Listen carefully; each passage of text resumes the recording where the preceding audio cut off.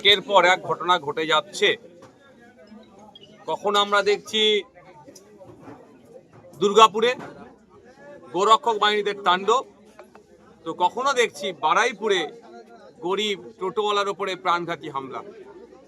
যারা হামলা চালাচ্ছে তারা হয় বিজেপির ব্যানারকে সামনে রাখছে, নাহলে আরএসএস বজরং মতো ধর্মীয় সংগঠনের ব্যানারকে সামনে রেখে এই ধরনের অনৈতিক অন্যায় কাজ করছে। গত কয়েকদিন আগেই রায়গঞ্জে রোহিঙ্গা বলে, বিদেশি নাগরিক বলে এক আর্মি পার্সনের উপর আক্রমণ চালিয়েছে। এই যে মব লিঞ্চিং হচ্ছে, এটা কেন বন্ধ হচ্ছে না? 2021 সালের পশ্চিমবাংলার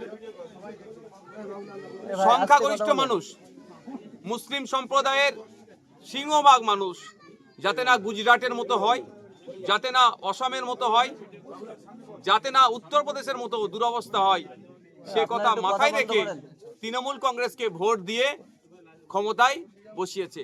আর আজকে আমরা কি দেখছি?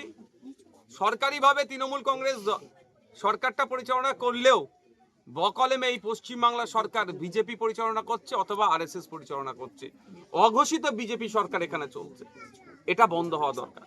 আজকে আমরা বিভিন্ন রাজনৈতিক দলের কর্মীরা ছুটে এসেছি যে এই যেটা ঘটনা ঘটেছে, এই ঘটনা না আগামী দিনে ঘটে। এটা সম্প্রীতিকে যেভাবে নষ্ট করছে, সাথে সাথে নাগরিক অধিকারকে হনন করছে। এই আতঙ্কের পরিবেশ তৈরি করা বন্ধ করতে হবে। এই আতঙ্কের পরিবেশ তৈরি করার সহায়তা দিচ্ছে, সহযোগিতা করছে বর্তমান শাসক দল। তো এটা বন্ধ করার জন্য আজকে আমরা এসেছি। আজকে আমরা এখানে পরিবারের সাথে কথা বলবো, মূল ঘটনাটা জানবো। কারণ আপনারা জানেন এই বিষয়বস্তু আমরা যতটা শুনেছি মিডিয়ার মাধ্যমে, ওভার ফোনে। পরিবারের সাথে কথা বলবো, শোনার পরে আমরা এই দল আমরা গিয়ে এসপি সাহেবের সাথে কথা বলবো। কারণ এটা বলছি, এটা আজকের ঘটনা নয়, লাগাতার 3 মাস ধরে এই ঘটনা ঘটে যাচ্ছে। এখানকার ওসি কি করছে, অ্যাডিশনাল এসপি কি করছে, এসপি কি করছে, এর জবাব দিয়ে আমাদেরকে নিতে হবে।